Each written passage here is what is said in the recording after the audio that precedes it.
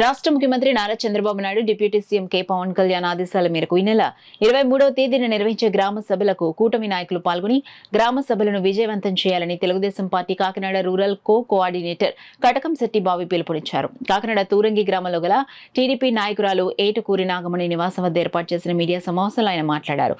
గ్రామ సభల్లో గ్రామంలో గల కూటమి నాయకులు ప్రజలు పెద్ద సంఖ్యలో పాల్గొని విజయవంతం చేయాలని కోరారు. ఈ కార్యక్రమంలో కూటమి నాయకులు నెహ్రూ తదితరులు పాల్గొన్నారు. ఎవరి గ్రామాల్లో వాళ్ళ నాయకులు ప్రతినిధులు మన ప్రతినిధులు ఎవరి గ్రామాల్లో వాళ్ళు పాల్గొని గ్రామ సమస్యల్ని గవర్నమెంట్ దృష్టికి తీసుకురావాల్సిందిగా కోరి ప్రార్థిస్తున్నాను.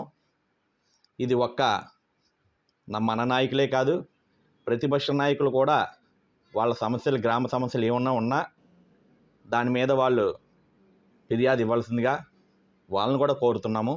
ఎందుకంటే గ్రామ సమస్య అందరికీ సమానమే కాబట్టి అందరూ కూడా ఇందులో పార్టిసిపేట్ చేసి గ్రామ సభలు మరి చంద్రబాబు నాయుడు గారు చెప్పిన విధంగా విజయవంతం చేయాలని చెప్పి మనస్ఫూర్తిగా కోరుకుంటున్నాను. నేను ఇక్కడ మా ఎమ్మెల్యే గారు అయినటువంటి పంతం నానాజీ గారితో కలిసి గ్రామ సభల్లో పాల్గొంటున్నాను.